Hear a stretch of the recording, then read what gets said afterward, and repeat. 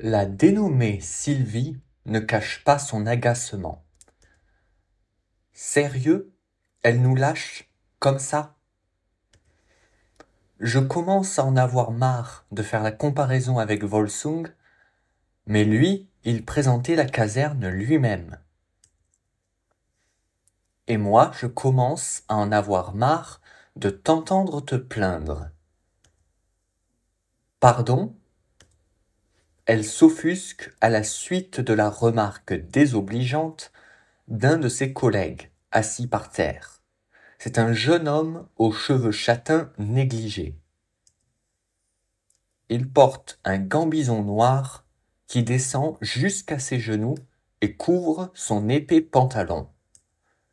Une ceinture de tissu rouge serre le jack au bassin et tient le fourreau d'une petite hache de guerre.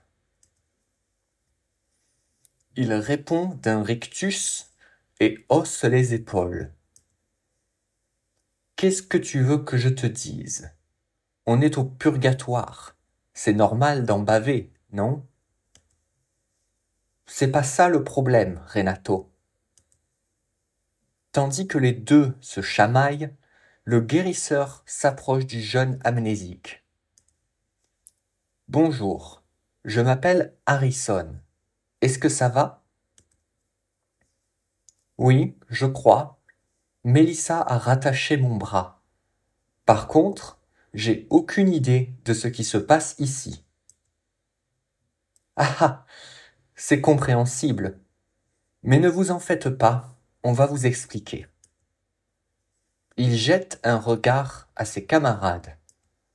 Enfin, je ne crois pas que Sylvie et Renato soient d'humeur. Et où est passé Anton? La Tréhissée se joint à la conversation. Il a filé vers la caserne un peu après la directrice en disant, je cite, « J'ai déjà été de corvée de guide 6 fois, je ne me ferai pas encore avoir. » Jérôme aussi s'est barré, d'ailleurs. Au fait, je suis Leire Vela, dit-elle en se tournant, souriante, vers le sans-nom. Celui-ci répond d'un hochement de tête enthousiaste. Une autre personne passe à côté d'eux. Une femme qui porte un vêtement rouge sang d'un seul tenant, similaire à une combinaison de pilote, et de grandes bottes noires. Ses cheveux auburn sont coupés de façon asymétrique, très courts à droite, plus longs à gauche. Elle pénètre dans le couloir en les ignorant complètement. Super esprit d'équipe, les gars. Ça, c'était Nari. Harrison rigole, gêné. Ah, ils ne sont pas tout le temps comme ça. Je pense juste que tout le monde est un peu fatigué. Et avec les deux qui se querellent toujours, ça ne laisse que... Il se tourne vers la dernière âme encore esselée. Éline, tu veux bien participer à la visite guidée? La fille, ainsi convoquée, approche lentement, sans lever le regard du sol. C'est la personne la plus jeune du lot, probablement aux alentours des 13 ans. Sa natte rousse tombe jusqu'au milieu de son dos, un ruban carmin au bout. Elle porte une sorte de long tabard noir, avec des manches ballons rapiécées, par-dessus un chemisier et un pantalon bouffant. Des entraves à ses chevilles enserrent des bottes blanches. Elle tient un arc entre ses mains fébriles, le carquois qui va avec, attaché à sa taille. Elle rejoint le trio, mais ne dit pas un mot. Ses yeux noisettes restent baissés. L'anonyme remarque cependant qu'elle tremble, et il n'est pas le seul. « Est-ce que ça va ?» demande Leire. Elle hoche doucement la tête et répond d'une voix faible. « Oui, c'est juste, Erkan.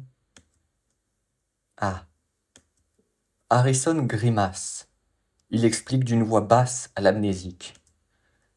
Eileen est la dernière arrivée avant vous. C'est la première fois qu'on perd quelqu'un depuis qu'elle est là. C'est vrai que c'est normal d'être affecté par la mort de quelqu'un qu'on connaît. Mais c'est pas votre cas? Le docteur et Leire sont surpris par la question, mais cette dernière répond. À part elle, on est tous là depuis longtemps, et on a eu notre lot de pertes. Surtout quand Volsung, notre directeur avant Melissa, a été tué. C'était un véritable massacre. On est donc un peu désensibilisé. Harrison continue. J'étais médecin de mon vivant. De m'être habitué à voir des gens mourir me dérange. Mais nous sommes tous morts ici, non? Il ricane légèrement de la remarque du genou. C'est vrai, c'est vrai. Techniquement, les humains ne meurent pas ici, mais c'est tout comme. Lorsqu'on est tué par un vice ou un démon, notre âme est détruite et absorbée. Et lorsque notre meurtrier se fait pourfendre à son tour, les morceaux qu'il reste de nous vont aux enfers avec lui. Avec le temps, l'âme purgée aux enfers est réincarnée. Mais perso, je préférerais accéder à ce fameux repos avant de disparaître, précise Leire. Eileen est toujours silencieuse, tout comme le sans-nom qui a du mal à assimiler ce qu'il vient d'entendre. Sylvie et Renato sont partis depuis un moment, bien qu'ils aient continué à se crier dessus en rentrant dans le couloir. Harrison brise le calme qui se fait de plus en plus lourd avec un optimisme factice. Bref, cette visite guidée, Eileen, Leire, montrons donc la caserne à notre nouvel ami. C'est avec guère d'enthousiasme que le groupe entre dans le bâtiment. L'amnésique remarque d'ailleurs enfin que celui-ci borde un immense mur dont il ne peut voir le sommet.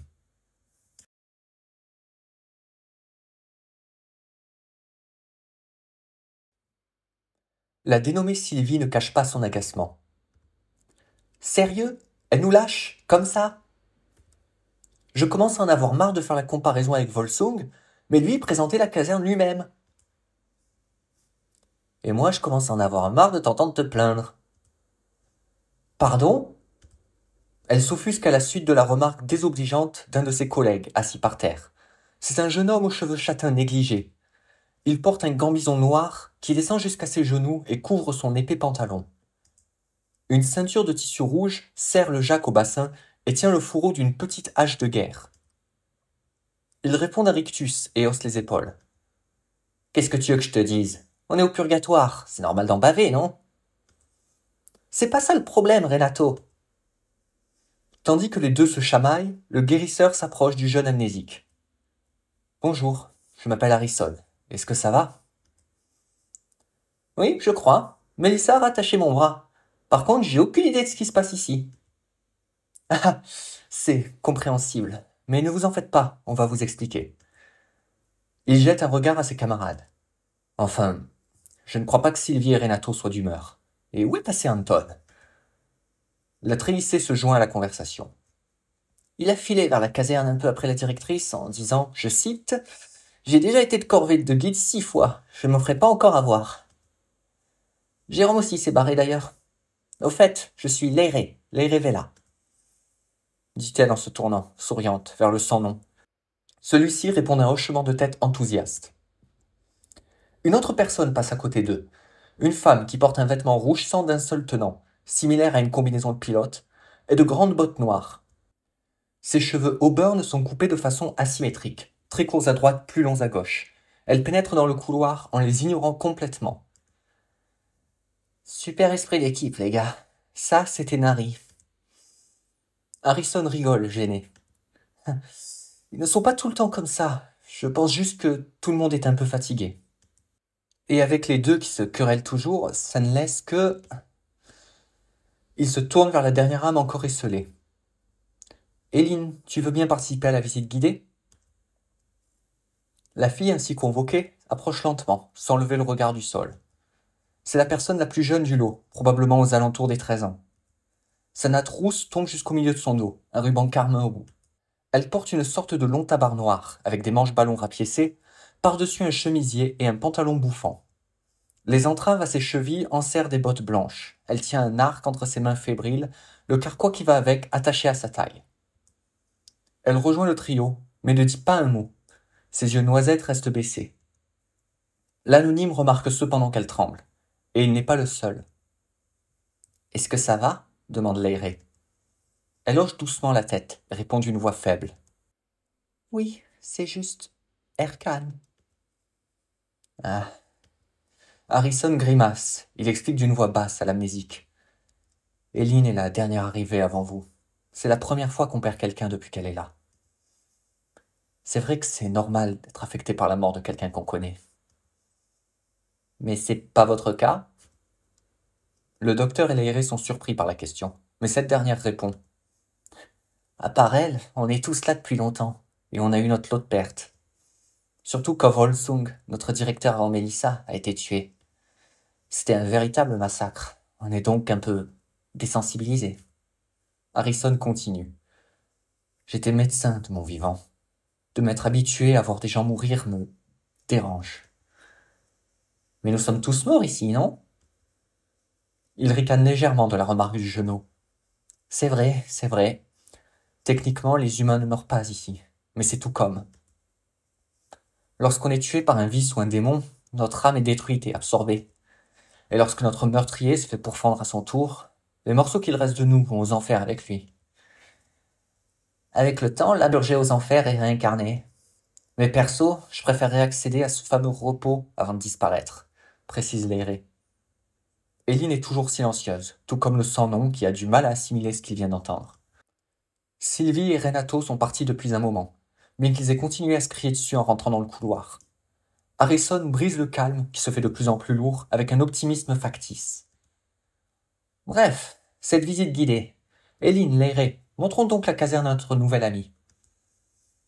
C'est avec guère d'enthousiasme que le groupe entre dans le bâtiment. L'amnésique remarque d'ailleurs enfin que celui-ci borde un immense mur dont il ne peut voir le sommet.